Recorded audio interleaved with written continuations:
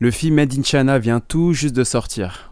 On avait déjà reçu Fred Shaw il y a quelques temps, d'ailleurs on avait abordé le sujet, et cette fois c'est Mehdi Sadoun que j'accueille, comédien, acteur, qui a joué notamment dans Qu'est-ce qu'on a fait au bon Dieu, 1 et 2, et aussi dans le dernier Made in China. Il a grandi dans le 13e arrondissement, il y vit toujours, et pour rien au monde il ne partirait d'ici. C'est parti pour son interview, et si ce n'est pas encore fait, abonnez-vous à notre chaîne sur YouTube, Y2TV.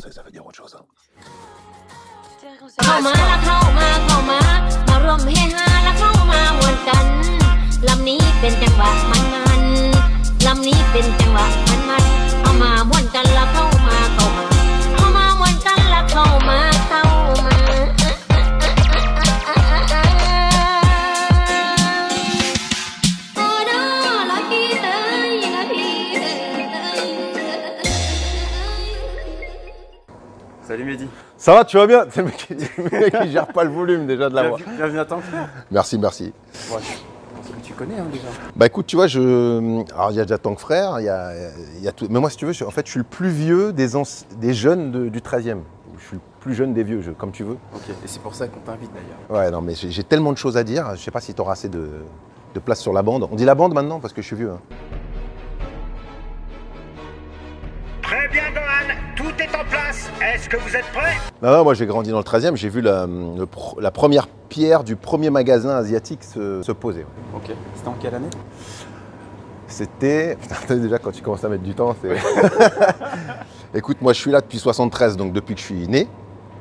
Et la première vague d'immigration massive asiatique est arrivée dans les années 70, comme ça. Et donc moi j'étais avec cette première vague d'immigration asiatique suite à la crise politique d'Indochine. Yes. Vietnam, Laos, Cambodge, je me plante pas. Exactement. Un Chinatown à la française s'est constitué sous nos yeux sans que nous nous en apercevions. Un Chinatown, avant tout habité par une communauté vietnamienne, des réfugiés du communisme arrivés à la fin des années 70. Rejoints par des Laotiens, des Cambodgiens puis des Chinois, en 1980, ils sont estimés à 15 000. T'es d'origine laotienne? C'est ça. L'interview, c'est moi qui vais la faire. Et tu m'as dit que ton premier pote, c'était un Laotien. C'était un Laotien. D'ailleurs, je fais un petit appel si je peux le retrouver parce que je l'ai perdu quand j'étais en CM2. Il est déménagé, il m'a plus donné de nouvelles. Il s'appelait Lê Bunchan. Voilà, c'était mon premier copain asiate. On était ensemble à la maternelle, juste à l'école en face, là. Des frères Tang, là, juste en face. T'as une école primaire et tous les Asiatiques sont venus là, dans les années 70, dans ce quartier, dans ce triangle-là, entre avenue d'Ivry, avenue de Choisy, boulevard Masséna, et tous dans cette école. Donc t'as vraiment vu le truc monter, quoi. Monter. Et justement, toi qui as grandi ici, j'imagine que t'as peut-être des goûts prononcés pour la cuisine asiatique et tout. Bah, tu sais, quand tu es à la maternelle, qu'autour de toi, tu as 90% d'Asiatiques et que tu sais pas, t'as pas de notion de pays, de couleur de peau, de rien. Pour moi, j'étais comme eux, quoi, tu vois. Et pour te donner une anecdote qui est réelle, quand on était en classe, il y avait donc sur 30 élèves, 20 Asiatiques qui venaient d'arriver, donc ils avaient peut-être même 9 ans en CP, il y en avait qui avaient 10 ans à la maternelle et tout, tu vois. C'était vraiment peut-être l'âge de tes parents ou tes grands-parents, tu vois. Et ben, tu avais l'institutrice qui disait « expliquez à vos petits camarades » parce qu'elle n'arrivait pas à se faire comprendre. À chaque fois qu'elle disait « faites ci, faites ça », on entendait autour de nous « comprends pas ». Okay. Et donc nous, on avait eu l'intelligence de comprendre l'accent des Vietnamiens, en l'occurrence, parce que moi, on avait quelques Vietnamiens aujourd'hui, pour leur réexpliquer avec l'accent vietnamien ce que la maîtresse disait en français. Et là, ils comprenaient mieux. Ok, je vois ce que tu veux dire. Tu vois ? Si vous étiez un peu le relais du prof, quoi. Exactement. C'est comme si, par exemple, toi, tu apprends l'anglais 20 ans à l'école et que tu vas au Texas et que tu as un mec qui fait et que tu captes rien. Sûr, ouais. Et que le Texan, il te prend l'accent français pour que tu comprennes mieux l'anglais. Okay. Il dirait « you want to go to machin ». Bah, nous, on prenait l'accent viet parce que l'accent viet, par exemple, c'est souvent avec la glotte et tout ça. Puis on leur expliquait ce que la maîtresse venait de dire. Okay. Alors que certains vont se marrer. Mais je trouve pas un accent drôle, moi. Je trouve un accent, plutôt l'accent... Est-ce qu'à l'époque, il n'y avait pas beaucoup de références, tu vois, médiatiquement sur les Asiatiques, est-ce que ça se marrait autant que maintenant, par exemple? C'est que la référence qu'on avait à l'époque, qui était une mauvaise référence, et puis la seule référence qu'il y avait, c'était Michel Leb. Mais je me demande comment... c'est comme si à un moment donné, je veux prendre l'accent d'un mec de je sais pas d'où, peut-être on va dire, coréen, et que je vais me baser sur rien, en fait, pour prendre un accent. Donc du coup, les gens vont se marrer méchamment. Mais par ignorance, tout simplement. Ouais, depuis quand un Asiatique rigole comme une chèvre? Depuis quand un Asiatique a... Enfin, c'est... Voilà. Et en fait, moi, je trouve que l'accent est plutôt attendrissant et qu'il faut plutôt se surprendre que quelqu'un puisse prendre l'accent asiatique plutôt qu'en rire. Parce qu'un accent, c'est pas drôle en vérité.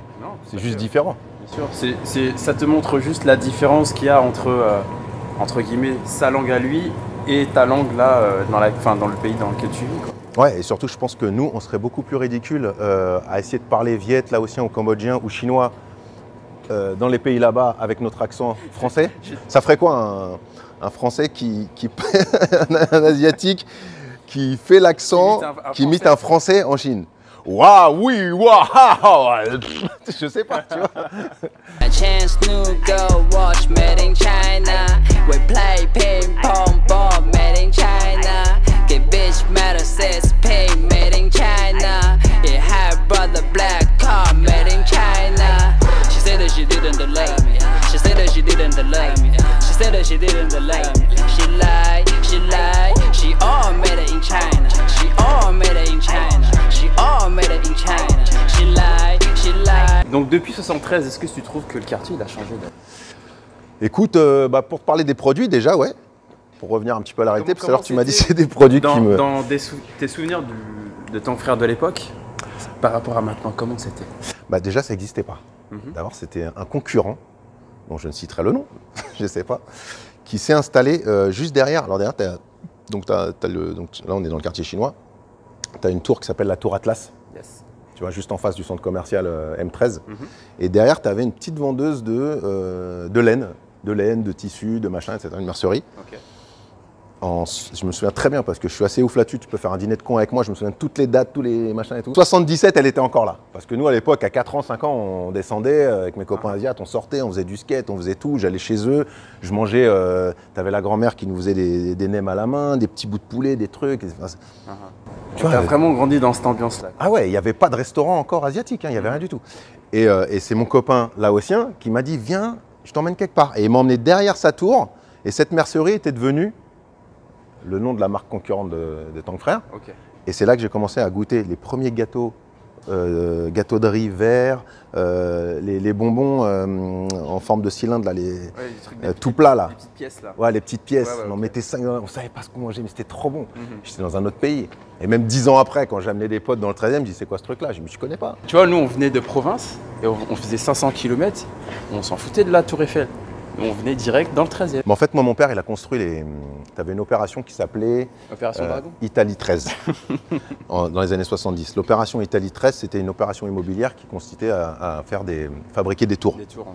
Et ces tours étaient destinées aux cadres parisiens, qui ont complètement refusé d'habiter là-dedans parce que ça leur faisait flipper d'habiter en hauteur. Et c'est finalement les Asiatiques qui sont venus habiter qui ont sauvé l'opération, qui ont sauvé l'échec de ces constructions, et puis qui sont venus s'installer là, quoi. Ils vivent dans ces tours, boudées par les Parisiens, parfois à 10 dans 25 mètres carrés. Dans le 13e arrondissement, ils ont importé leur culture, leur mode de vie. Les premiers arrivés gagnent leur vie grâce à leur savoir-faire, la couture et la restauration. Tu connais un peu l'histoire de, tu sais, l'appellation un peu d'origine italienne sur toutes ces tours-là? Oui, Tour Rimini, Tour Capri, Tour Mantoue, Tour Ferrare. J'habitais Tour Ferrare. Moi, j'habite que dans les tours encore aujourd'hui, tu vois. Non, alors les Olympiades, c'est les Jeux Olympiques. Mais alors, l'opération Italie 13, ça doit être lié forcément, puisque c'est l'avenue d'Italie, qui à l'époque s'appelait l'avenue de Rome, est emmenée en Italie. Exactement. C'est ça. J'ai trouvé? Ouais. Yes! Bravo. Non, mais c'est vrai que c'est un quartier que je surkiffe, tu vois. Tu me prends un show comme ça. C'est un bonheur absolu. En parlant de show, t'as pas un pote qui s'appelle Fred Show par exemple? Si. C'est pas un Asiate lui, c'est un rebeu. Il a grandi dans le 93. Ouais, mais ceux qui ont vu l'interview avec Fred justement, il en parle de cette époque-là justement. Et comment vous vous êtes rencontrés vous à l'époque? Avec Fred Show? Ouais. C'est une histoire professionnelle puisqu'on s'est rencontrés sur Qu'est-ce qu'on a fait au bon Dieu. Okay. Mais moi je le voyais déjà, tout ce qu'il faisait. C'est récent, ouais, ça a 6-7 ans. Comment ça on va passer Noël chez tes parents? On évite tous les sujets qui fâchent, hein. Israël, le Dalai Lama, la burqa. Il y aura Jackie Chan et Arafat? Il y aura Kadhafi, Enrico Macias? Dis pas qu'il y aura Bruce Lee et Popek. Mais quand je l'ai vu, j'avais l'impression de voir un frère tout de suite parce que je connaissais sa vie. Okay. Je savais que ses parents avaient fui le Cambodge, le communisme, etc. Et je comprenais déjà sa douleur et la souffrance de ses parents, donc je savais ce qu'il avait en lui. Je savais ce qu'il voulait défendre déjà en allant au Jamel Comedy Club, faire ses sketchs. J'avais compris le message. C'est-à-dire que j'avais un temps d'avance sur tout le monde vis-à-vis de ce qu'il voulait raconter. Okay. Donc après, quand je lui ai dit que je suis dans le 13e et que j'ai grandi là et tout, j'avais envie qu'il ait aussi cette avance et qu'il comprenne que moi je le comprenais. Et on s'est liés d'amitié comme ça. Ouais, la connexion s'est faite une évidence. Facilement, quoi. Par amour, par empathie. Tu vois, c'est de l'empathie vraiment. Et justement là, vous avez donc un gros projet qui sort en commun. Ouais. Made in China. Ouais. Comment tu vas expliquer tes origines à ton enfant? C'est le moment. C'est le moment de quoi? D'appeler ton père. Hey, t'es quand même le seul Chinois qui veut pas revenir dans le 13e. Hein. Eh, regarde mon pote, comme c'est grandiose, Chinatown. Dans les grandes lignes, bien sûr. Je crois que s'il m'avait pas pris dans son film, je l'aurais tué. Je crois que le seul moment où... Le seul film dans lequel je pense que j'avais toute ma légitimité à être, c'est dans ce film-là, parce que c'est dans le 13e. C'est vrai qu'au premier abord, on dit, tiens, Mehdi Sadoun, qu'est-ce qu'il fait dans un film asiatique, tu vois? Ouais, bah, j'habite à l'endroit où on a tourné, voilà, aux Olympiades, qui se trouve juste au-dessus. C'est une grande dalle où se trouve la deuxième partie des tours du 13e, parce qu'il y a la partie construite en 73 et la partie construite en 75 qui est sur la dalle des Olympiades. C'est pour ça que les fenêtres ne sont pas pareilles. C'est-à-dire que tu vois les tours là-bas, tu te penches à la fenêtre, moi j'étais au 28e étage, tu te penches, tu vois la chute. Et 2 ans après, quand ils ont construit les autres tours au-dessus, ils se sont dit non, on va pas montrer le point de chute, on va quand même faire des rebords comme ça parce que j'ai vu des gens tomber et tout. Enfin, laisse tomber. Ouais. Tourné ici, moi j'étais à 30 secondes du plateau de cinéma et j'avais même pas l'impression de jouer. Ouais, c'est pour toi, c'est inné quoi. Ouais, c'est un kiff absolu et j'ai beaucoup d'admiration pour cette communauté. Je suis super heureux qu'elle soit mise en lumière grâce au cinéma, grâce à Fred, sur ce coup, qui a profité de sa notoriété pour mettre en avant. On est très content de relayer tout ça en tout cas. Mais ouais, il faut que ce soit...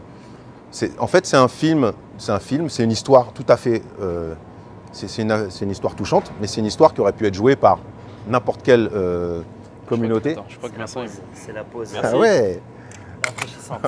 Attention, il y a des petits morceaux. Très bien. Ça, c'est les morceaux frais ou les morceaux grillés? Non, morceaux ah, c'est les frais, ceux-là, ouais, parce que grillés, c'est marron. Ouais, ça c'est Tétaille, tu connais? Alors ça arrivait après, parce que tu vois, Thaï, il n'y avait pas. Il n'y avait pas à l'époque. Tu vois? À la tienne, Fouéo, le mec pour l'accent antillais pour parler directement des Asiatiques. À la tienne. Mais donc, est-ce qu'on peut dire que le film, c'est comédie sociale, c'est ça? On peut l'appeler ça comme ça? C'est une comédie sociale, ouais. Donc on rit, on pleure D'abord, c'est une histoire humaine, tout simplement. C'est un rapport père-fils qui peut toucher tout le monde, parce que tout le monde peut connaître ce type de relation. Et c'est une histoire qui est racontée tout simplement par des vrais acteurs asiatiques. Il y en a qui ont fait le conservatoire en Chine, je parle de Bing. Et puis, alors les noms, le problème c'est que les noms, je ne les ai pas encore bien intégrés dans toute l'équipe.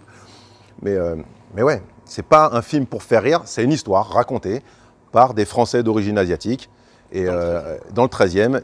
Et il ne faut pas s'attendre à se marrer parce qu'il n'y aura pas de clichés mis en avant pour que les gens se marrent. C'est pas fait pour que les gens rigolent des Asiatiques avec ce qu'eux veulent. C'est une histoire tout à fait normale, racontée par des Asiatiques et qui aurait pu être racontée par une autre communauté. En l'occurrence, ça parle d'une relation père-fils chez les Asiatiques. Voilà. Okay. Donc oui, il y a des virgules de comédie, parce que voilà, c'est comme dans la vie. Hein, sur une journée, on va être un peu en bad, on va se marrer, après on va être un peu normal. Donc c'est une histoire, avec tous les ingrédients de la vie, tout simplement. Le puits pas trop profond, la corde trop courte. J'ai pas compris. Moi non plus, je la comprends jamais. Du coup, tu fais oui, comme ça. Oui. Tu devrais reprendre des cours de chinois rien que pour mieux comprendre ton accent, toi. C'est toi, l'ami de Fion? De qui? De Fion. Tu peux m'expliquer pourquoi elle t'appelle Fion? Ça veut dire héros. En français, ça veut dire autre chose. Hein. Moi, j'écoutais et en fait, je voulais voir s'il disait des bêtises ou pas. On a dit pas de clichés. Et en fait, tout ce qu'il a dit, et moi j'écoutais derrière, ça me touche parce que tout ce qu'il a dit, c'était à peu près ça. T'étais derrière moi là en train de m'écouter? J'écoutais et c'est très touchant ce que tu dis. Il connaît la genèse de mon film. Et du coup... Et puis il connaît ton histoire. Ouais, il connaît mon histoire. Donc du coup, de l'écouter de l'extérieur, c'était très touchant. Mais je sais, le problème, c'est que j'ai pas de début de phrase, j'ai pas de fin de phrase. Je l'ai remarqué aussi. C'est ça qui est trop bien en fait, parce qu'en vrai... C'est comme si tu as une nana qui me dit, t'as 1 minute pour dire que tu m'aimes. On avance en même temps t'as une nana qui te dit, t'as 1 minute pour dire que tu m'aimes et que tu la kiffes, tu vois. Donc 1 minute, tu sais pas quoi dire. J'ai tellement de choses à dire, mais... Eh ben, écoute, c'était très touchant. C'était très touchant. J'ai un mec qui contrôle derrière mes réponses. Bah, bien sûr, bien sûr. Attends, je le connais, lui, il peut faire des dérisions, des esquives, des trucs. Non, mais sujet, ouais. Tu fais des esquives quand c'est des choses généralement dans lesquelles tu te sens pas bien. Mais t'as envie de parler sincèrement quand les choses te tiennent à cœur. Donc vrai, là, il n'y a pas d'esquive. Non, mais voilà, c'est très bien ce que tu as dit. Il y a vraiment de la sincérité dans ce projet. Et c'est pour ça que moi, j'étais très content de filer ce rôle. Parce qu'en plus, toi, tu habites dans le 13e, tu as toute la légitimité, tu connais toute cette histoire. Et tu m'avais dit, en fait, c'était pour toi la façon de dire merci à cette communauté dans laquelle tu as gravité depuis que t'es gamin, quoi. Ouais, c'est pour ça que c'était important de. En fait, vraiment, l'habit ne fait pas le moine pour toi, du coup. Il est plus asiatique. Parce que t'es vraiment asiatique en vrai. Mais la bille n'a jamais fait le moine. Tu vois, elle fait le moine pour, à un moment donné, ceux qui ne veulent pas prendre le temps de faire connaissance. Bien sûr. Tu vois, donc si tu passes dans quelqu'un, tu dis « Ah bah lui, ça doit être ça ». Mais non, mais va lui parler, je te jure qu'il n'est pas comme ça. Ouais, non, j'ai pas le temps. Bah, ça doit être ça vu qu'il est habillé comme ça. Tout à fait. Faut prendre le temps. J'ai grandi, voilà. Mon premier copain était asiatique, comme je te l'ai dit tout à l'heure, il était laotien. À l'âge de 3 ans, en maternelle, on était en 76. Et ce qui était drôle, c'était que... Je suis ton dernier pote, c'est laotien. Ouais. Donc j'ai des amis à retrouver, moi. J'ai Lee Bun-chan, laotien, Lim Kiev, cambodgien. J'ai Siti, qui était la plupart d'origine chinoise. Du Cambodge. Parce que les communautés chinoises habitaient Laos, Vietnam, Cambodge. Et sont venus après se rajouter à la masse d'immigration ici. Et ce qui était drôle, c'est que quand je faisais les photos de classe, tu avais l'instituteur qui disait bon, demain il y a la photo de classe, il n'y avait pas d'asiatique sur la photo. Il venait pas. Il voulait pas être sur la taupe. Vous étiez 4 alors. Moi, je te jure, la classe, on était 30 et on se retrouvait à 8, 9 sur les photos de classe. Mais pourquoi ils venaient pas? Ils étaient timides, c'est ça tu veux dire? Sûrement. Ouais, alors Marc, quand j'étais petit, moi, c'était mes parents qui m'obligeaient. Bah oui. Ouais, non, mais il y avait une pudeur, il y avait plein de choses. Dis-toi bien, Fred, qu'à la base, on nous apprend pas, nous, à être extravertis, à prendre ça confiance. Ouais, non, mais c'est vrai. C'est bien. C'est une pudeur, et puis aussi de ne pas vouloir spécialement montrer son image. Allez les gars, je vous laisse. C'est pas dans la culture. Je vous laisse faire votre truc. À tout à l'heure. Salut, à bientôt. Tu lui as dit que t'allais le papa? Mais vite, je vais pas le forcer non plus. On pourrait peut-être attendre que le bébé y naisse, tu vois. Va voir ton père, pense au bébé. Mais t'as peur de quoi? Mais ça va bien se passer. Papa, j'ai quelque chose à te dire.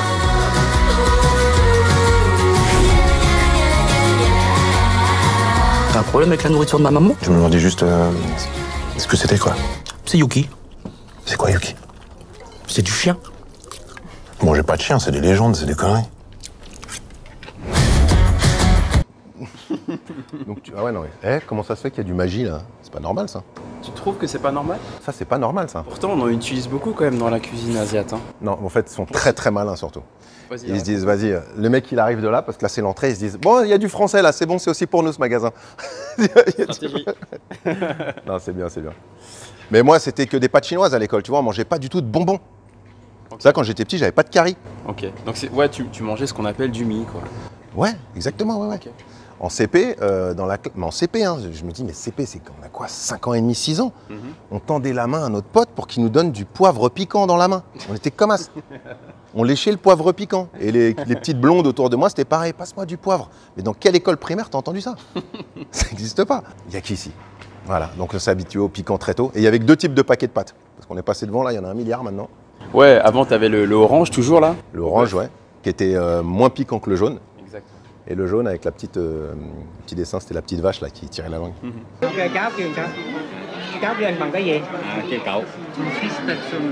a dit de 2 cousins, il voudrait aller à la Suisse avec lui.